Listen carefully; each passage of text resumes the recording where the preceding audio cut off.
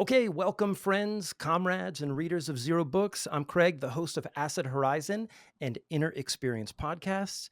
And today I'm joined by American theologian, religious scholar, culture critic, and translator, and Zero Books author, Adam Kotsko. Adam has written 3 books for Zero: Why We Love Sociopaths in 2012, Awkwardness in 2010, and the book that we'll talk about today, Creepiness, in 2015. He is also the author of Zizek and Theology from 2008.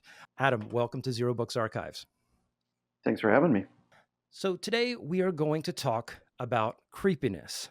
And I don't know why this is the case, why the stars have aligned as such, but it seems that I'm Zero Books' resident phenomenologist now. In almost every interview that I've conducted, I've talked about Freud's notion of the uncanny, and we're going to do that here again today. I'd like to start out the interview with you talking about what is creepiness. And the question I have here is the book begins with this incredible indictment of the Burger King mascot as it appeared in around 2015 or thereabouts, right? As the creep par excellence, or as he is called in the book, the creepy king. Maybe you could take us through a brief retrospective on BK's poorly received ad campaign and explain how this example of creepiness sets the stage for what you attempt to do in the book. Yeah, I think I had always joked that my study of negative character traits like awkwardness and sociopath type of characters would culminate in the very worst character trait, creepiness. Mm. But I think it was really the Burger King campaign that emboldened me that there really was something going on in the culture.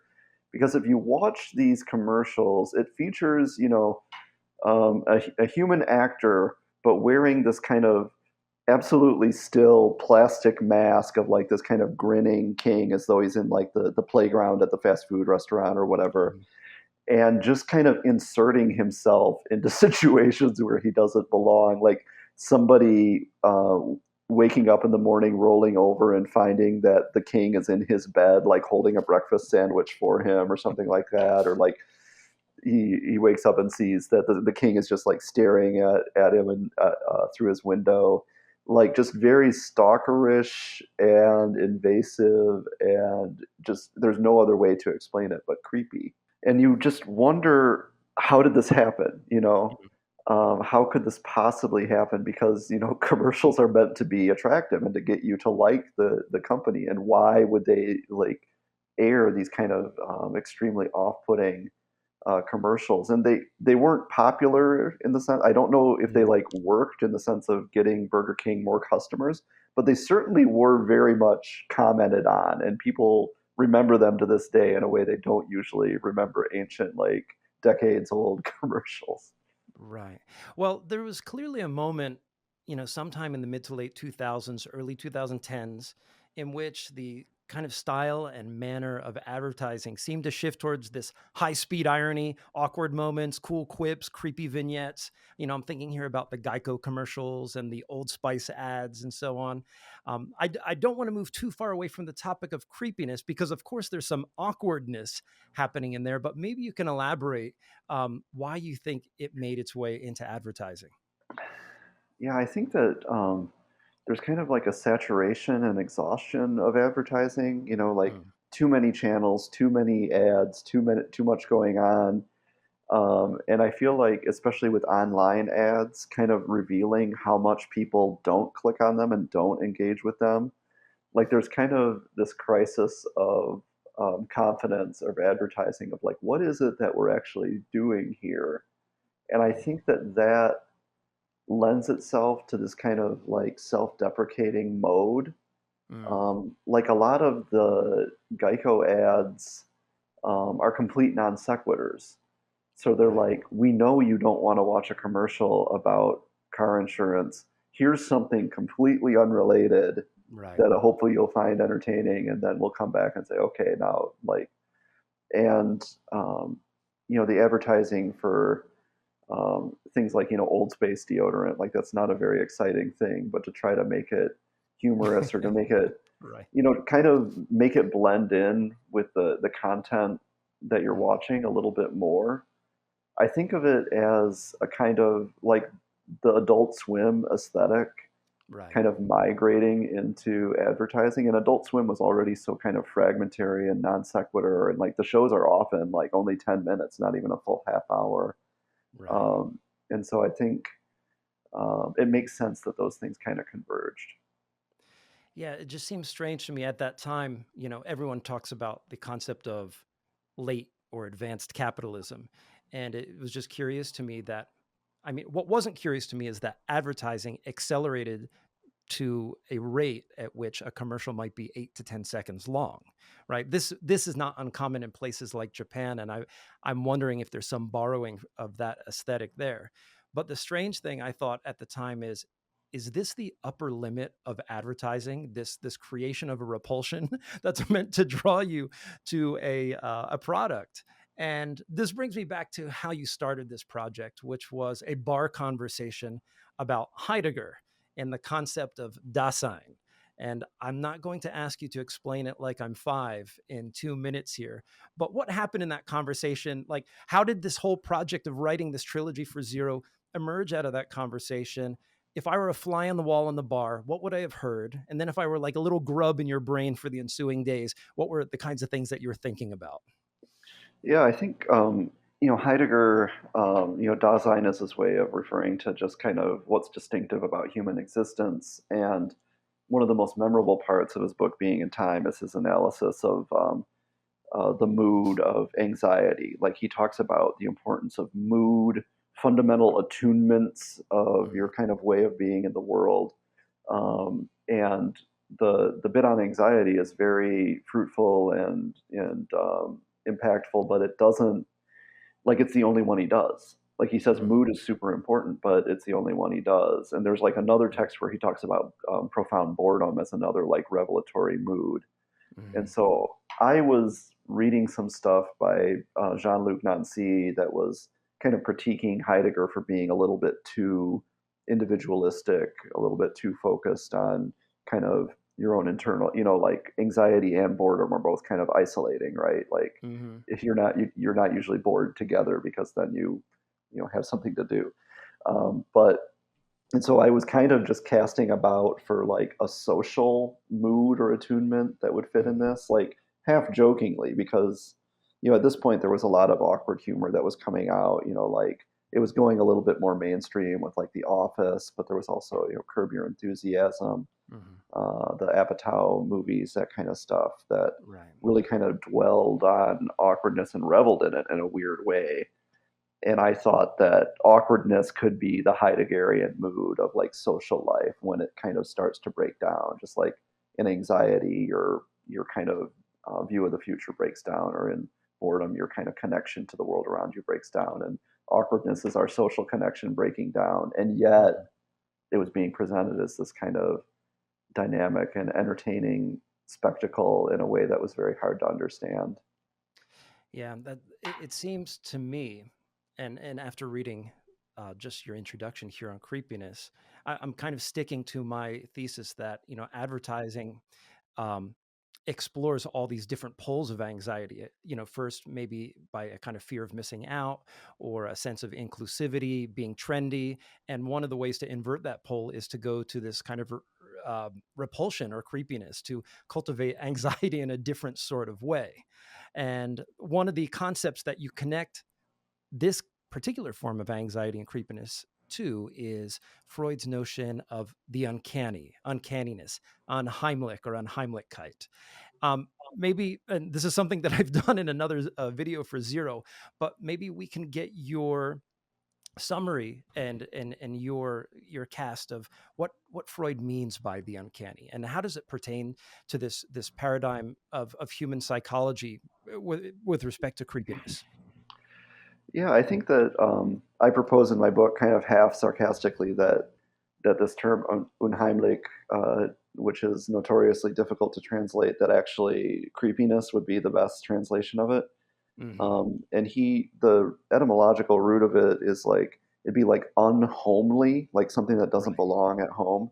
But he, as Freud always does, he turns it around and says, "Oh, the problem is that it's too close to home."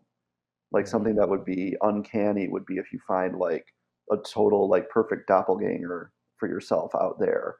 The Right. problem isn't that this is like foreign to you; it's that it's too close to you. It Mhm. hits too close to home, or something like he talks about like ghost stories and stuff, and that's like somebody who does belong there, but is no longer there, like suddenly showing up again. Well, one of the good examples that you brought up, and I'd never thought to think of this, is the idea of the uncanniness of the uncle figure, the cool uncle, the creepy uncle, and how this person is situated against the Oedipal tableau of Freud, of the mother and the father. Could you say a little bit about that? Because I thought that was a really interesting note in the book. Yeah, that's the creepy uncle is a really interesting figure because and he kind of exemplifies one thing that I identify as being really central to creepiness is like this kind of opaque desire. Like, what does he want? What Mm, is his role here? Like, mhm. he's an adult man, but he's not your dad. He doesn't have direct like authority or responsibility for you. And you're like, why does he want to hang out with me? Like the cool uncle, like it seems like such a cool opportunity. This adult who's like giving you access to all these kind of transgressive things, or like giving you permission to do stuff you normally wouldn't do. And kids usually don't think of adults as human beings, and so they're spared this thought. But if you did think about it, you'd say, what is he getting out of this? And isn't Mm, this a weird right. situation? And I think there's also like a great example of a creepy uncle type of story is there was an Onion article that said, area uncle agrees that niece is developing into a beautiful object. Like you're just getting this weird vibe of like, why are you looking at me this way? I have no children myself, and probably about a score of nieces and nephews. And it's my wife and I who are always shelling out money at the toy store and like showing them like how a synthesizer works and that sort of Yeah, thing. But one of the things that I think is interesting against, for example, I do work in Deleuze and Guattari, and one of the things that they talk about in Anti-Oedipus is the figure of the nuclear family against how families typically actually are. Right. It's not always mom, dad, and the kid, or three kids and the dog, or whatever. But there is the uncle who lives down the road, or he's staying with them on the couch for 3 months in the midst of his divorce, and whoever else. Right. And yeah, this figure is in some ways the closest to the authority figure in the family, and the most capable of really doing some kind of rupture, either positive or negative, to the family, as an artistic influence, for example, or the very bad things that can happen. right. What might be some of the reasons for this affinity with the uncanny as both a subject for research and a broader cultural meme? Of course, these days, if you go on Facebook or Twitter, every 6 months or so, there's some upgrade to an Android that was built by a Japanese designer who's looking more and more like you, and creating this uncanny valley effect. Can you speculate maybe a bit more on the political importance of Freud in this sense? Yeah, I think that why this concept proves attractive and powerful for these type of analyses is that I get the sense that Zero is definitely a very leftist imprint, but one that is mainly focused on culture, as Mm-hmm. opposed to like chopping the financial and economic stats or whatever. Mm-hmm. And the uncanny is like this powerful cultural concept that points towards where things are starting to break down or when things are like starting to reveal an uncomfortable truth. Um, you know that it doesn't want to, but it can't help but do. I think it's really central to the type of like symptomatic reading of culture that leftists often are kind of constrained to do because if we're being real, like 95% of the stuff that we're responding to was like produced by very massive corporations and presumably does not have like some type of leftist message. Mm-hmm. And so in order to Right. kind of find that critical leverage, you have to find the points where the piece of art or the that it seems to be like telling on itself in a way that it doesn't want to. Um, Mm-hmm. and I think those uncanny moments, like for instance, the uncanny figures in contemporary advertising, like they're admitting in a way like, you don't want this to be happening. What are we getting out of this? Like they're kind of revealing this empty center in the advertising enterprise, Mm. um, in a way that's meant to hook you back in, but that point of rupture is still real and still something that you can kind of grab onto for a critical perspective. Yeah. So many of the critiques that have been levied at Freud, particularly with respect to the notion of the uncanny, attack his reduction of desire and expressions of desire to sexuality. Mhm. And I was wondering that, when it comes to creepiness, there's no shortage of its sexualized variant in terms of examples, right? Do you think it's the case that a theory of sexuality should or does exhaust in some way a theory of creepiness? The reason I ask this is because prominent expressions of creepiness in media often involve repulsive innuendos, like we talked about, such as in Tim and Eric skits. And I also think of music videos like the videos of Arca and much earlier, like Aphex Twin, which combine the sort of aberrant embodiment with sexual allure in order to create these forms of symbolic or cultural rupture. How does this connect with, for example, the creepiness of the abandoned schoolroom near Chernobyl, or the huddle of zombies that we see in the basement of a movie like I Am Legend? Yeah, I think that the critique of Freud as being reductively focused on sexuality misunderstands what he's saying about sexuality. Like, he's not saying like we think we're doing all these things, but really at bottom we're doing this thing that we already know is sex. He's saying actually sex has a tendency to kind of creep out into other areas. Mm, I see. Everything can be sexualizable. Like, Mhm, you could say literally any phrase in a sexually suggestive way. I mean, that's like a well-known phenomenon of language. mhm, Um, so I don't think that it's a theory of sexuality. I think it's a theory of like sexualization of everything. That this kind of desire can get displaced onto anything. And one point that I make in my book, kind of following up in this like Zizekian vein that I take directly from the writings of Zupančič, not Zizek specifically, but that that sexual desire is always already out of place. Like there's no proper place for it, and mhm. that's why sexuality becomes kind of the guiding concept of Freud's theory of desire. It's not a desire to translate everything into what we think of conventionally as sex. It's a way of kind of calling into question what we think of as sex. No pun intended, but it's sexual creep in a sense into these other domains, is what you're Right, basically exactly. saying. Um, I think you're right to point out that the social consequences of it, and this is something else that you touch on in the introduction.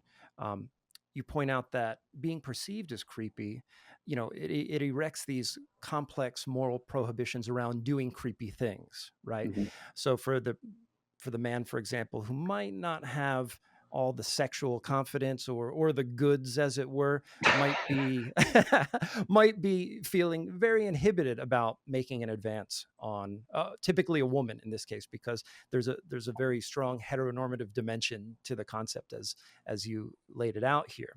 But on the flip side, there's also this culture of transgression around creepiness with both spoken norms and tacit norms. I'm thinking here of internet trolling, for example, and those cases in which maybe someone has outed themselves as being creepy, or they have been condemned to being creepy. They've been marked, right?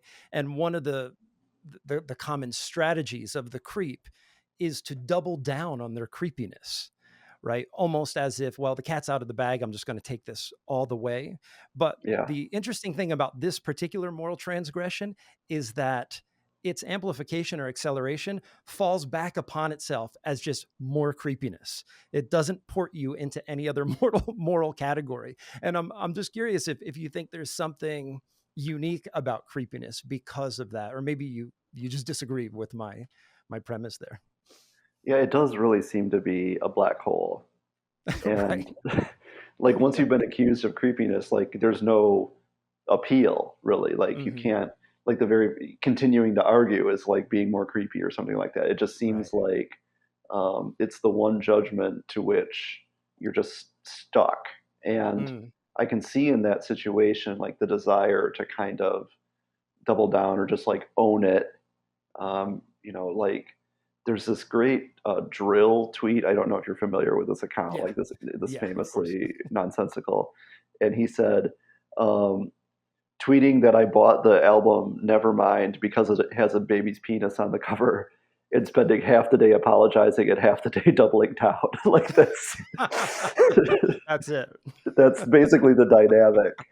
That's interesting because, there are certain kinds of moral transgressions, as you say, like, if you have a record of doing racist things in the past, posting racist tweets, there is a way of coming back from that. There is a moral path to reconciliation. But even if you did stop being creepy, whatever that means, how does one apologize for it, right? It seems to be the kind of moral transgression that's immune to recompense in some sense. Yeah. Um, yeah, this is obviously kind of risky territory. Like, Of course, like even to talk about it like right. this, we're kind of wading into this moral murk right now, and like what would it take for somebody to clean up their act, to look different, to be sexier?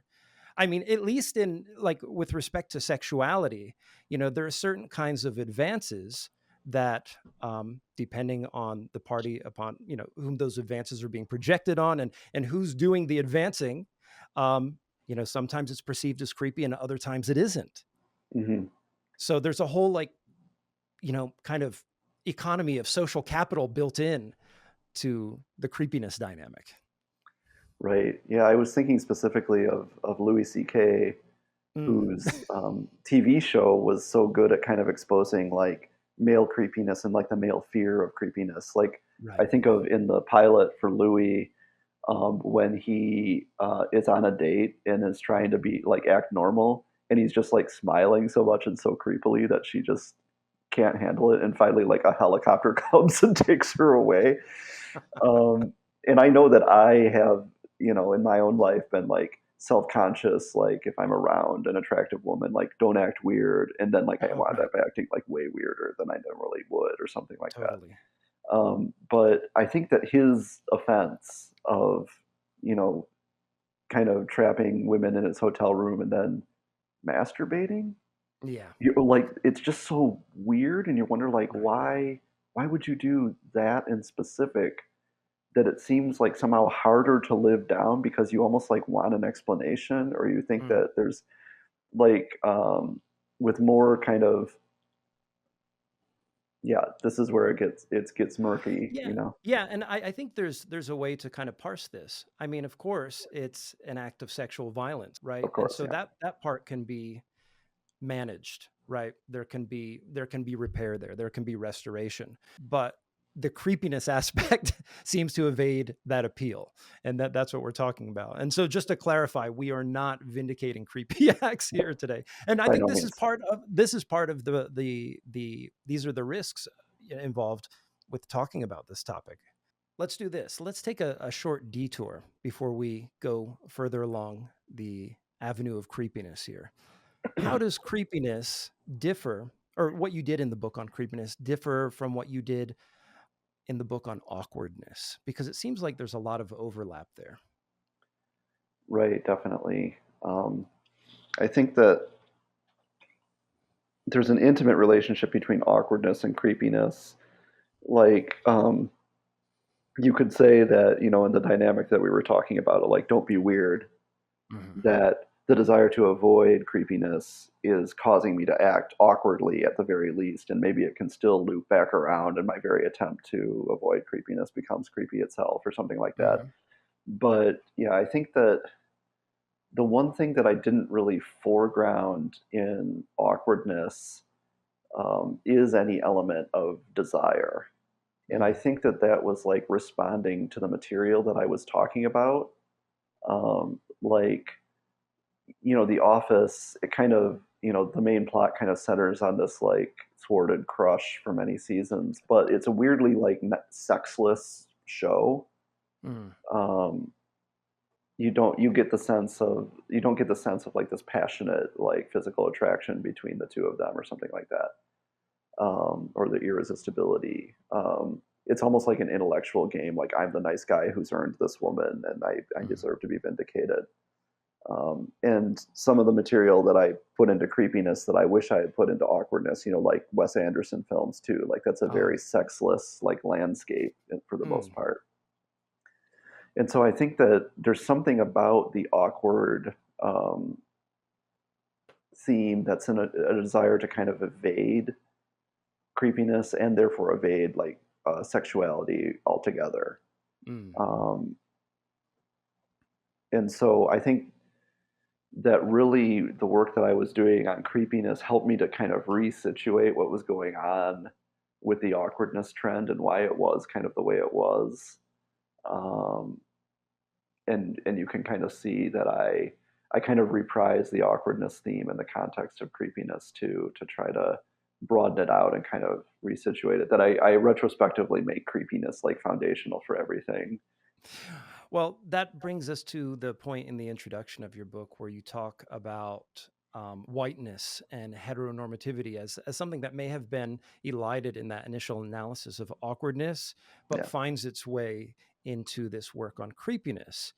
And, as we were saying in the late aughts, early to mid tens, we have this milieu of media, films, and TV that are marked by all kinds of creepiness and awkwardness too. It's kind of a blend, I would say. And we have figures like Zach Galifianakis, Tim and Eric, Adult Swim, as you said, and so forth, employing creepiness as a kind of self-aware defilement, self-deprecation, um, and maybe in some sense, depreciating their own whiteness or masculinity or making fun of it in some way.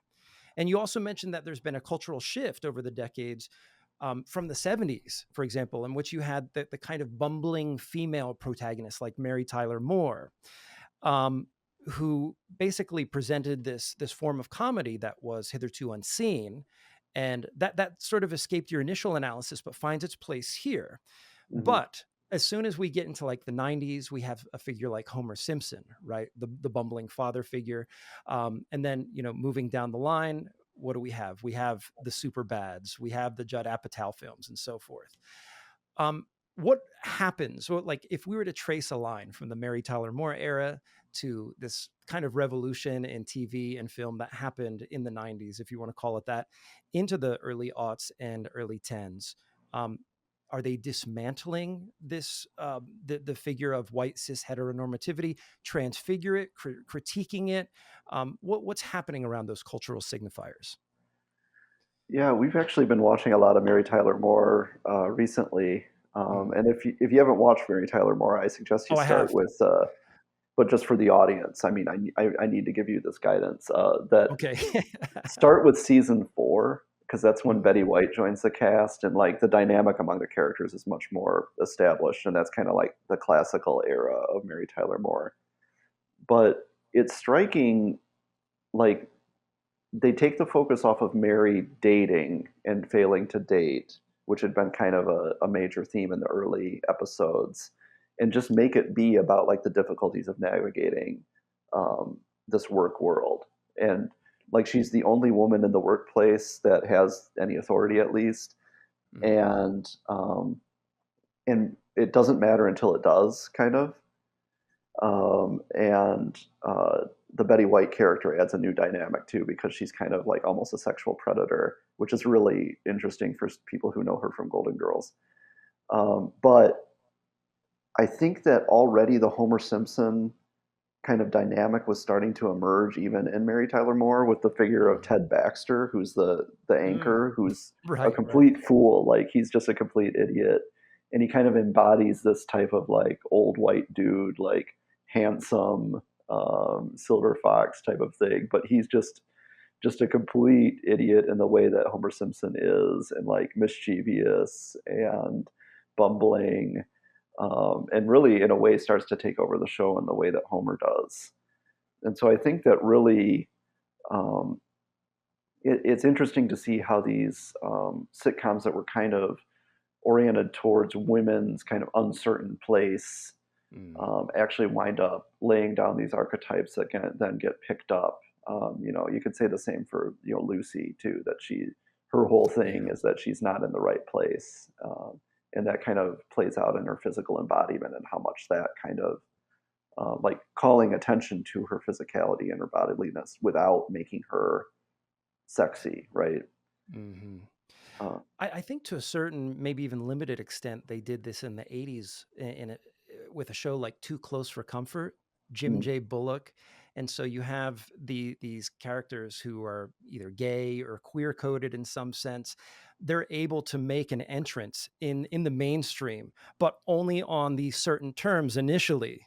And then later, as there's a shift in the cultural landscape and they gain more acceptance, I mean, they can sort of evacuate those roles. Did you see something similar happening there? yeah, I'm not familiar with that show, but it does sound right. And I think Hmm. there's also like uh, kind of how black characters get integrated into Yeah. white shows too. Like it doesn't matter until it does, and usually when Hmm. it does matter, it's kind of an awkward moment that somebody said the wrong thing or made the wrong emphasis or something like that. There was a prediction that you made in the book about who would be president after Obama, and that would have been Hillary Clinton.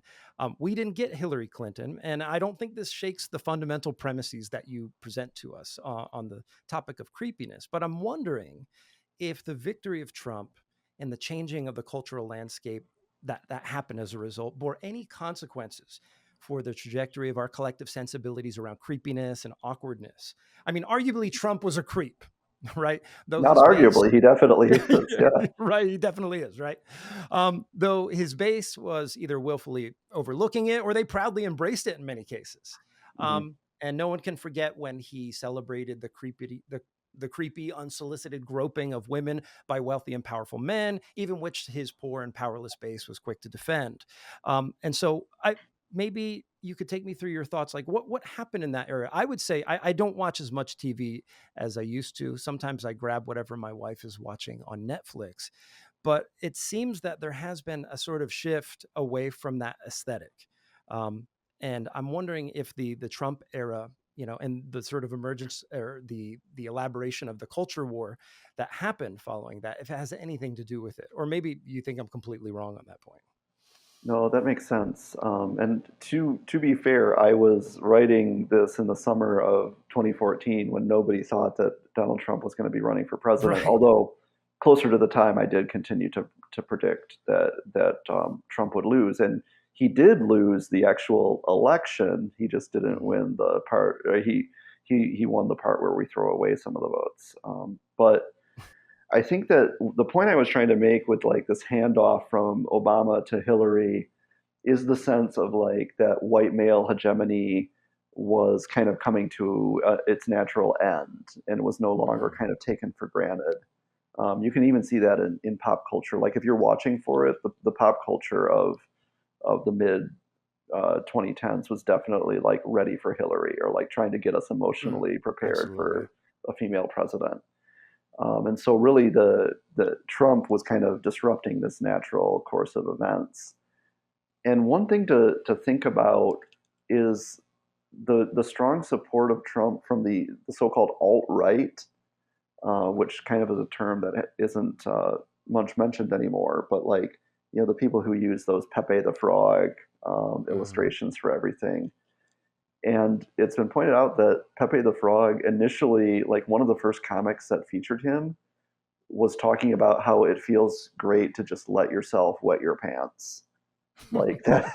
Like, and we should just admit it, like just this kind of weird reveling in grossness and stuff like Mhm. that. And the fact that they made him their mascot, I think that means something. And the fact that they took up Trump as such a mascot, I think because of his grossness and because of his, like, even his hair is creepy. You like wonder, what does he think is happening here? Does he think that people are fooled? Does he think that he's pulling one over on them? Or does he get off on the very fact that people have to act like his hair is normal or something like that? Like every element of him. Why does he wear his tie so long? Why Mm, does he like you just he oozes this creepiness and kind of like what does he want? And at the end of the day, he seems to just want dominance over everyone and everything, right. and on his own terms. And this is kind of this, but that's not a coherent agenda, and that's not a like way of being in the world that's sustainable. And I think that's why it keeps producing this like creepy outcome, um, where he can be the most powerful man in the world and the most privileged man in the world and still be this terrible whiner who's not getting what he wants. Yeah, I mean, there's kind of an irony to it. It's unsurprising that a figure of brute, somewhat depoliticized transgression in the form of somebody who willingly wets their pants would be the kind of tinder that would spark this alt-right movement, because it almost seems in no way that we've escaped that, right? That this sort of desire is one that cannot ultimately be satisfied. And I mean, we could even be seeing outgrowths of that now in the way that Trump is responding to the Ukraine crisis, Mm. today with Putin, right? Where it's just a celebration of a kind of brute power and masculinity, and just taking it to the liberal establishment in the United States, while not thinking of any other consequence besides that, while the nuclear option is on the table for Putin and Russia. In the midst of the pandemic, we had the George Floyd murder, the BLM uprising. And one of the ways that corporations and media has responded is by centering blackness in advertising. We see a lot more black women in advertising, not only as athletes, but as students and professionals and so forth. And I would say that there's generally been a shift in tenor. It's much more serious these days. We're not seeing as much of the kind of advertising that we've been talking about all along here. I mean, one of the ways that we can chalk this up is, it's a kind of capitalist recuperation, seizing the moment, the sort of inflection of morality that has emerged out of the quest for Black liberation. But I was wondering if you had any more thoughts about the current cultural moment with respect to creepiness. I mean, moreover, as we're having this conversation, we're accelerating towards a major global war event. I guess my final question is there more creepiness to come? Is it in retreat? Or will we simply see a change in its coordinates? Yeah, I think that the sense of transgression for its own sake that becomes creepy, like that seems like it's here to stay and continuing.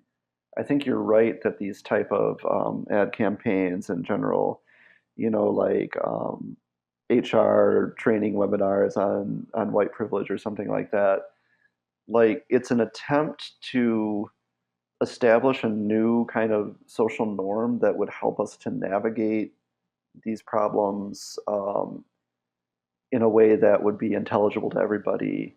I mean, that's always been the critique of so-called political correctness, is that it seems like it's ever shifting. Like you never know what the right thing is to say. Like it was updated last month and you're behind or something like that. Um, but I think the fact that it's so vulnerable to those critiques shows that like the attempt to fix this at the level of representation or at the level of how we talk to each other, both of which are very important things, and I don't want to discount them at Of all. And course, like yeah. progress is good in that sense, but it doesn't fix the underlying like political economic realities that keep generating these hierarchies. And Right. I think that the kind of campaigns that you're talking about are an opportunistic way of trying to maintain the capitalist hierarchy, without taking the blame for like the racial and gender hierarchies that it always Absolutely. generates. And so I think Hmm. it's incoherent and it's vulnerable, to attack and critique, including from bad faith actors, as we've seen. Like the kind of anodyne like white fragility type of workshops or something like that are prompting like radical fascist like censorship in the classroom and stuff like this, like these Right. massive campaigns. Like there's no way to win that on the level of argument, I think, because the type of libidinal investment that people have in those hierarchies and their perceived place in them, like that doesn't go away just through talking to them about it. Mm. or through much less through sitting through like a video and doing dumb quizzes online or something like this. Yeah. I mean, I'm a little bit torn on this because, on the one hand, when we think about the production of subjectivity, right, as being one of the things that's produced by capitalism, I think one of the things that's required is the kind of subject that's either going to be able to build affinities with oppressed folks, right? But at the same time, it has to do so in a way where it's addressing more global concerns, like you're saying. And it seems that the capitalist apparatus of capture always tends to elide that other piece, or looks away, or has you do something else for an HR training. Yeah, I think that there is still a creepy element in advertising, though. Like, I watch Hulu a lot, and I suppose Mm-hmm. I could upgrade to get the ad-free version, but Mm-hmm. um, it's too good it not feels to. like extortion. They play constant insurance ads, and other Mm-hmm. than the non sequitur, the other main theme of insurance ads is somebody who's way, way, way too overinvested in insurance, Mm-hmm. like Flo from Progressive or that guy in the yellow shirt who has an emu that follows him around or whatever. That they're absolutely obsessed with this product, and Mm. it's kind of like a winking, like, we know you don't care about insurance, but we do, and we'll take care of it for you. Mm. But it's kind of modeling this creepy overinvestment in the workplace that capitalism wants, right? They want it to be your everything. Like, the ideal subject would be the guy that's holding the spinning sign that's just so obsessed with it he can't, like, he sleeps with his sign in his bed or something like that. And Right. so there is a certain type of creepy overinvestment that they still want, and it's as though it's being like, on the one hand everything's prim and proper over here, but then, like, when we're talking about like representing the workplace in advertising, like, we want to model this type of creepy overinvestment. It's almost as if they've created a kind of Sartrean bad faith machine just to inculcate you with this false enthusiasm about one of the biggest scams out there, insurance. Yeah, right. But maybe to finish up our interview today, you could talk to us about maybe two things: work that you're actually working on, and maybe something that you'd like to promote. And is this a topic that you would consider revisiting in the future in some form of writing? Yeah, I think that most of my work right now is growing out of my book, Neoliberalism's Demons. Okay. And in all three of the pop culture books that we're kind of discussing, I do talk about neoliberalism as kind of the cultural framework within which I'm doing the analysis. And in that book, I kind of do the more kind of direct theoretical work of talking about, like, what our social order is, how capitalism and race and gender and all of these kind of axes of oppression reinforce each other, Mhm. and kind of that's been the paradigm for most of my analysis so far, since then. Um, and I've thought about returning to kind of more pop culture topics, kind of in some ways just based on what I like. People have been asking me about whether I should write the book on cringe, which seems to be this Of course. new iteration of the theme. Like, cringe is kind of in this weird space between awkwardness and creepiness. Right. Um, I always say that I've already done it. Like, just read my trilogy; it already incorporates cringe. Right. But maybe I'll have to do that. Although for right now, the project that I'm thinking about next is returning to pop culture, but in a very different valence, because I'm planning on analyzing the Star Trek franchise in Mm. the 21st century, Okay. um, which is generating a lot of material that fans don't really like, and that Mm. sometimes introduces things into the canon of Star Trek that are controversial or weird, and just trying to think of it as a way that, like, why has franchise storytelling become so dominant, and how is kind of capitalism distorting the transmission of kind of these important cultural figures. Mm. um, and so I was planning on calling it late Star Trek, the final frontier after the end of history, so you still kind of have that neoliberalism framework. But that's one that's still very much in development. If you want to buy my books, of course, you should buy Neoliberalism Stevens. Sure. And of course, Creepiness, Awkwardness, and Why We Defend Sociopaths. Did I get that right for the last? Oh, no, I'm sorry. Why We Love Sociopaths, all from Zer0 Books. Yeah, before we go, I just want to make one more comment on that. In recent Zer0 Books Archives episodes, of course, a lot of the Zer0 catalog, there's overlap theoretically speaking, and it's interesting to see. I haven't even thought of Star Trek because I dropped off with The Next Generation. That was the last that I did of that, and now I know there's a series on Picard out there, but it's not doing well.